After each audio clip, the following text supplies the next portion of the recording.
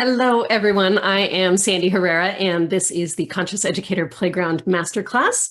And we are going to be diving in today to relationship trust and what that means and what that looks like. And I will be welcoming my co-host, Shiba Rashada, here shortly. And wanted to really dive in today. This is such a hot topic that as school years are starting, we're beginning to see all of the pieces and parts that we navigate when it comes to relationships and what that's like. And so we're going to really get into the nitty gritty of the cost of having relationships that actually don't work for us, as well as those that do, and what are the components of that. And so a little bit of background for those of you that don't know who I am or why we're doing these episodes. My background is in corporate culture transformation and strategic operations. And it was about 12 years ago, 13 years ago, that I jumped into the world of education and started working with our schools to make them great places to work so that they can be great places to learn. And it was there that I really found my purpose and my passion in focusing on the educators of this world and helping them take their power back so that we can actually revolutionize education from the inside out. So this masterclass series that actually is part of our podcast as well, the Conscious Educator Playground, where all podcasts are, you can check us out there. And she was having a little technology difficulty, so she'll be right back. And wanted to just really continue to have these deep dive conversations into topics that are meaningful, not only for our educators, but for humans in general, because at the end of the day, we are all teachers and we are all students. And with this masterclass series of the Conscious Educator Playground podcast, we, Shiba and I pick different topics and dive into them each week on Thursdays. And we also have a Trusted Educator series that we will be interviewing trusted educators from around the world who are really focused on elevating their own consciousness as well as the consciousness of those that they serve, and really leading from that place of being intentional, or as I like to say, living your life and your culture on purpose. And so one of the reasons why I asked Shiba several months ago to be my co-host is because of her brilliance as an educator, as an edupreneur, as someone who is really making a difference in the world of education, not only for educators, but for students. And Shiba has recently moved to the East Coast. I met her when she was living in Las Vegas, working in the school district here. And on the East Coast, she's really being able to experience this, the diverse experiences that happen in schools all across the United States. And it really kind of gives us a bird's eye view. And then we'll be bringing on trusted educators from around the world so we can understand that we're not alone. There's a lot of the same challenges that are happening everywhere. And so, Shiba, you have taught so many educators to hone their craft of being the best version of themselves for their students. You have inspired so many students to show up as the best version of themselves. And at the core of it is relationships and trust. And we've talked a lot through our various conversations about building and growing trust on purpose, creating safe environments. What is it like to feel safe in conversations? And I want to get to that today. But first, I want to start by saying welcome. You got your technology figured out. You're here. I'm so happy to I'm so sorry. And I hate to come onto the masterclass like that, but I have two kids that are moving into college, like onto their campuses in 2 days. And the whole house is like... It's perfectly beautiful where you're at. And actually, I found this new setting on Zoom. This is total sidebar. Oh, the one that does like the background immersive setting. Okay. And I'm thinking, do we need a coffee shop or do we need a fireplace? Ooh, I like the fireplace. One of the two. Let's go into a fireplace. We're going to start and all of a sudden we're next to the fireplace. Right? And I so I'm like not it. quite sure how Zoom created this technology, but I'm kind of a fan. I was playing with it earlier and I'm like, I think I like this. So we're gonna sit here next to the fire. Hopefully you guys can, if you're watching this. Next to the fire in August. I love it. It's August. It looks like it's autumn. It's not really autumn. We're recording this in August. So Shiva, let's dive into the cost. Let's talk about there is. I'm going to say this, and this is not all encompassing. This is not, does not account for the good things that happen. Right. The vast majority of the conversations that I hear about that are happening within our system of education are conversations that lack effective communication, relationships and communication that lack that intentionality to build and grow trust, conversations that really are unintentionally eroding away at trust, that are really debilitating our sense of progress, right? Our sense of empowerment. When we talk about the science of happiness and the pillars of the science of happiness, it's really not present as much as it could be, as much as we desire for it to be. So I want to ask for you to share a little bit through your lens of what is the cost of lack of effective communication in our schools? What is that cost? What's the ripple of impact of that? Oh, I mean, well, first of all, let me just say it results in huge losses if we're talking in measures of cost. So the lack of communication, it can be chaotic on every single level, and especially coming from the perspective of being a teacher in a classroom. Because when we don't know what's going on, or if things, and there's different levels of, I don't want to use the word, but since we're talking cost, I'm going to say poor communication, Sandy, right? Mhm. So that means that even if things were communicated well, but if they weren't communicated in a timely fashion, that can, send teachers into a tailspin. And especially if it's around topics that really impact students and families, because a lot of times, so let's just say, if there's this big news, this big change that they're doing in a building, and I get that news on a Wednesday, and they also publish that news to parents, and then parents are emailing and calling with a ton of questions. But as an educator, if I haven't really had the chance to ask the appropriate questions or to get an understanding of whatever, change or shifted, whatever we're doing, regulations, etc., it just makes it so hard to create those safe cultures and environments that you were talking about. Yeah, absolutely. And can I just say, and if Yeah. parents don't feel safe, the kids really don't feel safe. Because And the kids are with us in school, we don't have all the answers, right? And then when they go home and then the parents feel like they don't have the answers, then of course the children are impacted as well.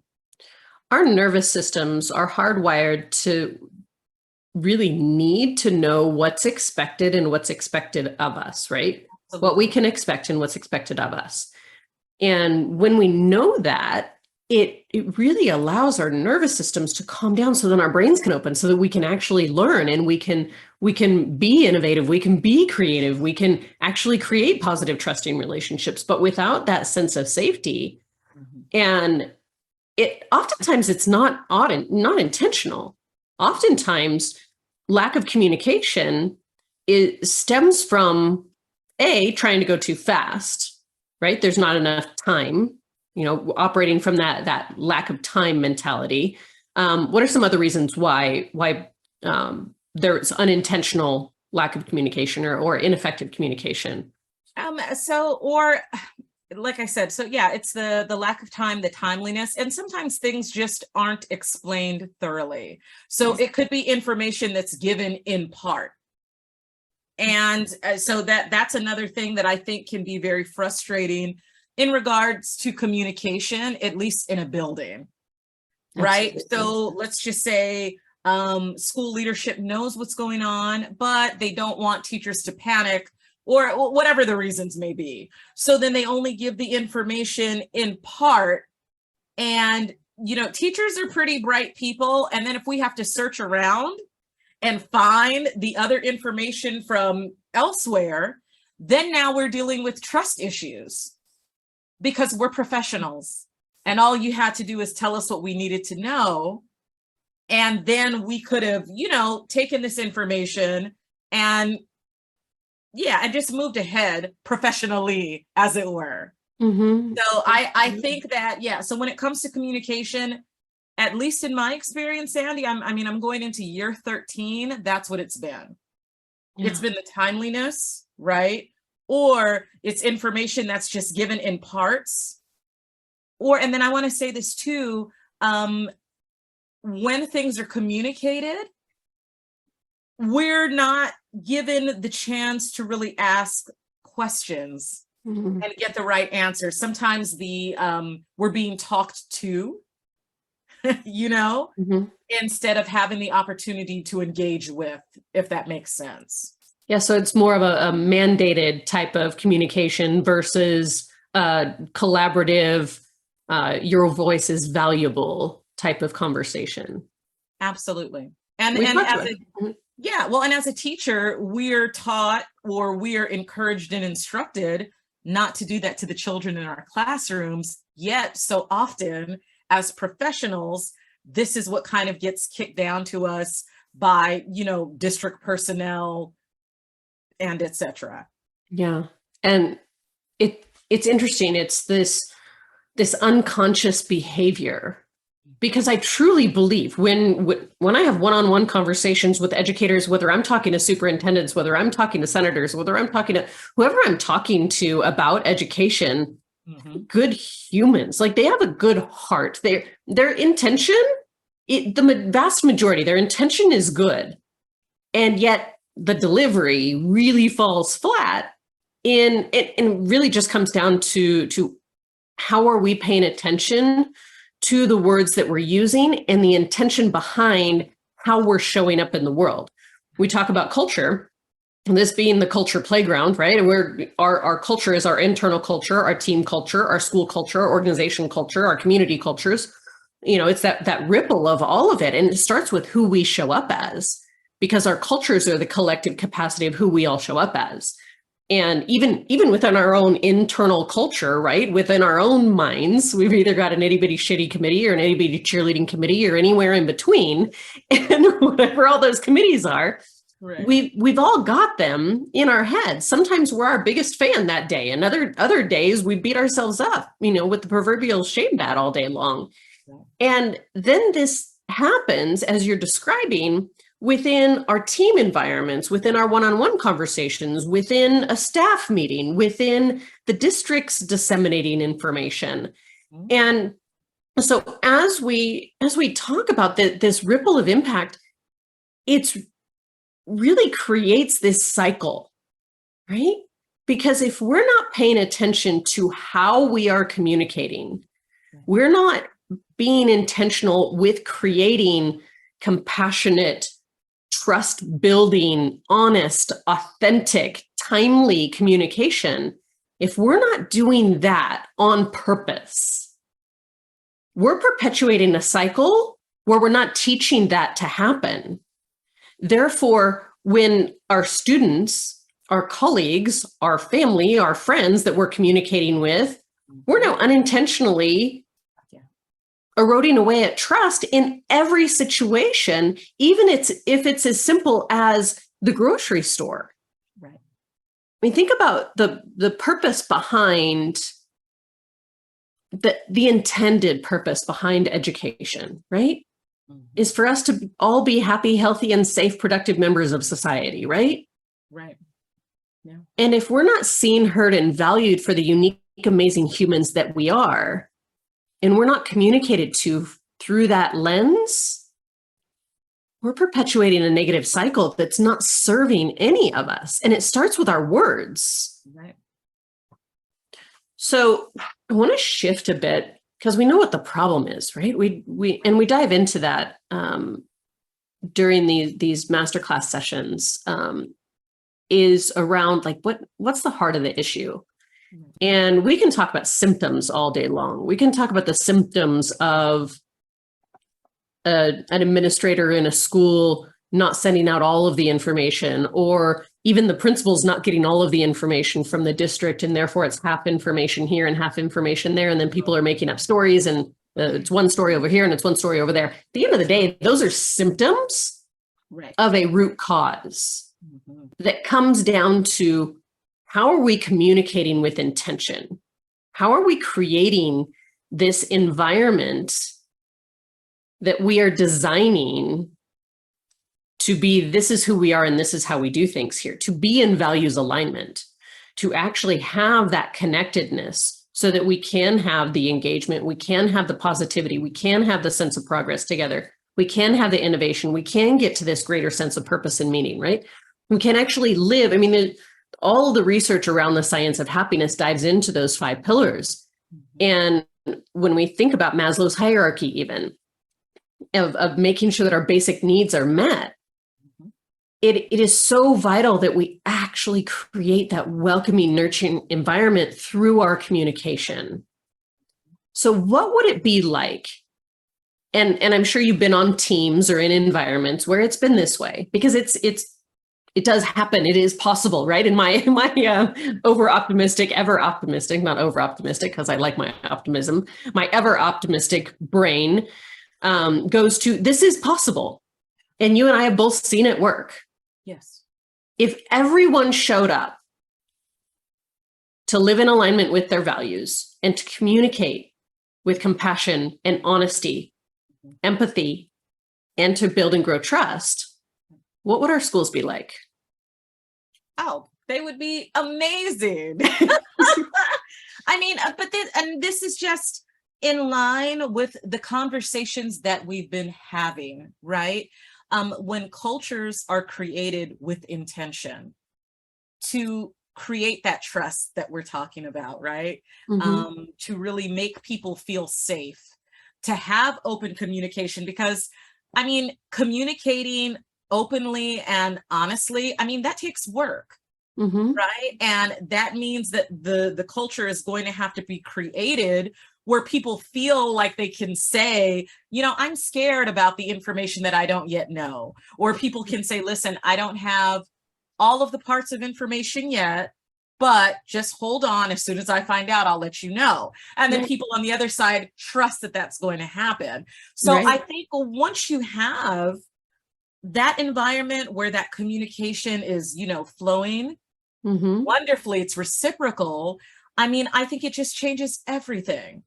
Absolutely. Right. Especially like you're talking about with the science of happiness. I mean, if you are happy to go to work, it's not even work anymore. Right. You know, it's like I'm showing up to teach my friends and family. Right. And you begin to say, I get to go to work today. I get to go to school today. Right. And so I want to do a quick little screen share of the evolution of consciousness. And when we think about who we show up as, right? And depending on where someone else is in any given day, because we can all have days where we end up in a reactionary survival crisis management mode. We've all had those days or those moments where life happens, we get a flat tire, something, you know, is stressful, whatever it is, we can drop into that state. And we can also understand who we're communicating with. And when we talk about building and growing trusting, values-aligned relationships, we're talking about this blue level here, right? And in order to get there, we need to understand if someone else is in a state that is actually at a lower level of consciousness in that moment. And it doesn't mean that they're a complete inept, unconscious human. It simply means that there's other things going on. I don't know who said it. but it's around like everyone is going through something. Like we never know what's going on behind closed doors with someone in their world. Yeah. There's so many instances, and you know this, having been around students and having a classroom full of 30-ish plus or minus students, right? Right. Each one of them is going through something unique. And in order to connect with all of them and get them to a place where they can have their minds open to innovation and growth, you know, here at the green level, right? You actually need to be able to speak to them from a values aligned, trusting place. Right. But if they've not been fed that morning, if they had an argument with their sibling, with their parent, with whoever that morning, and they're in this blame and defensive place where they're still trying to manage the relationship that they just came out of, and you're trying to get them to play nice with their friends, they can't hear you yet. The brain doesn't allow for that. And so if you're trying to get them to be in a trusting relationship, you have to meet them where they're at. Stroke the ego a little bit. We all have an ego from that place of, I see you, I hear you. It absolutely makes sense to my logic mind why you're feeling the way you're feeling. And what do you need from me right now? How can I show up in the best way possible? Using language this way with anyone, whether you're talking to your students, your friends, your colleagues, whoever, is to be able to help people take their power back and understand that they are safe. Because if we can communicate into this yellow level and have someone go, oh, I am safe, I can rely on myself, like I do have, I am empowered, I am worthy, right? Yeah. Because if you're down here, you're not feeling empowered, you're not feeling worthy. And then you can get into a teamwork space. But you can't get into teamwork or a trust building conversation if you've been triggered by something in your world. And this works on an individual level, a team level, a school level. And so again, this is the evolution of consciousness for educators, leaders, and organizational culture, because we evolve through this, and it can be fluid as an individual and it can be fluid as a culture. Right. The goal is to actually get the majority of the culture to in those in it, right? To actually be intentional about living in values alignment so that we can actually grow into this harmonious level of collaboration and universal consciousness of really the greater purpose of why we're doing what we're doing. But without the pillars of the science of happiness, and I'm actually going to share that here really quickly, without knowing that we are connected through a greater purpose and meaning, right? That we are connected to a clear vision in knowing our role, knowing that we're focusing on self-acceptance and trust, that we are connected through our sense of belonging. It's one of the basic human needs in life. And we do have a sense of control and autonomy, knowing how and when we can be able to accomplish something. Shiva, this speaks to what you were talking about in terms of getting all of the information, because if you don't know, then you can't get into your state of flow. If you don't have the information of what you can expect and what's expected of you, then how can you get into this engaged state in order to then feel your sense of progress, knowing that you're advancing towards this meaningful goal and getting to this place of environmental mastery and personal growth, which is how you intentionally evolve through the evolution of consciousness tree that I was just sharing. So that's a lot in a really short amount of time. And what I want to be able to continue to share with everyone through this format, through our podcasts, through our Trusted Educator series, our Conscious Educator Playground Masterclass series, is bite-sized nuggets of what you can do, what is within your control.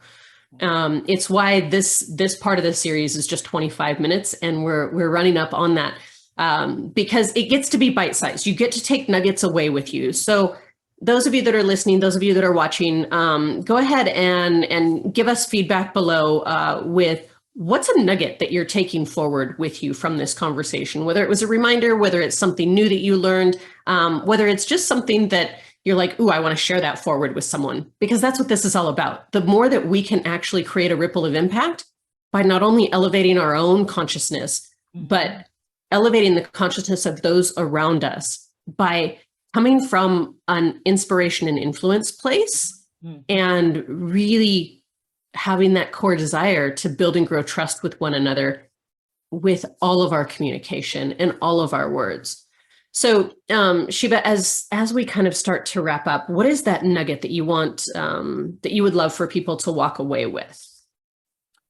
So from all of this, at least, for it to be actionable, is we know that one educator just can't make the change for all of the field, but just do what you can to really take care of yourself and to be intentional about what you can control, which is the culture in your classroom. Absolutely. And I think once we start there, that can have a tremendous ripple of impact on so many of your colleagues, the students, and everyone else in the building as well. Absolutely. Absolutely. And it's vital. One step at a time.